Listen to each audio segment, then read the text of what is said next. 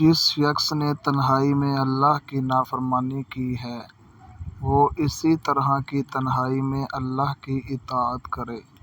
نیکیاں گناہوں کو مٹاتی ہیں لیکن تنہائی کے گناہ بہت بڑے ہوتے ہیں، ان کا مقابلہ صرف تنہائی کی عبادات کرتی ہیں۔ اچھی موت کا سب سے بڑا سبب تنہائی کی عبادت ہے اور بری موت کا سب سے بڑا سبب تنہائی کے گناہ ہے۔ جو شخص اپنی تنہائی کی اصلاح کرتا ہے اللہ اس کا ظاہر بھی درست کر دیتا ہے۔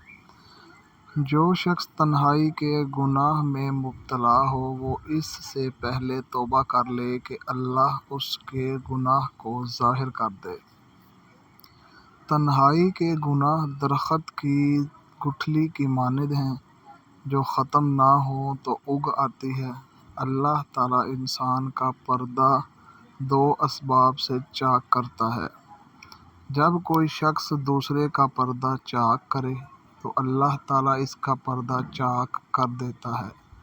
جب تنہائی کے گناہ زیادہ ہو جائیں تو اللہ تعالیٰ بعض گناہ ظاہر کر دیتا ہے تاکہ اللہ اسے اور دوسروں کو احساس دلائے۔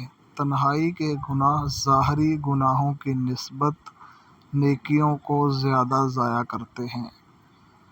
نبی کریم صلی اللہ علیہ وسلم نے کچھ لوگوں کا تذکرہ کیا جو تہامہ پہاڑ جیسی نیکیاں لائیں گے لیکن اللہ تعالیٰ ان نیکیوں کو ضائع کر دے گا، کیونکہ یہ لوگ جب تنہا ہوتے تو اللہ کی حرام کردہ چیزوں کا ارتکاب کرتے۔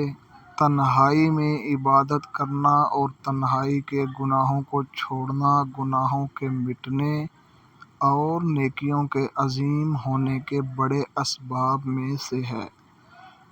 جس شخص نے ذکر کی پیروی کی اور رحمان سے تنہائی میں ڈر گیا اس شخص کو بخشش اور بڑے کریم اجر کی بشارت دے دیں۔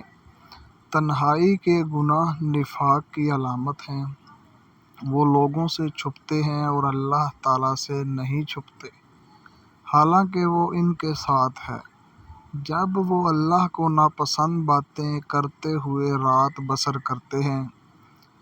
جس طرح تنہائی کی نیکیاں عظیم ہیں اسی طرح تنہائی کے گناہ بھی بہت خطرناک ہیں، کیونکہ جس سے تم تنہائی میں نہیں ڈرتے اس کی جلوت میں پیروی بھی تم منافقت کے علاوہ کسی صورت نہیں کرو گے۔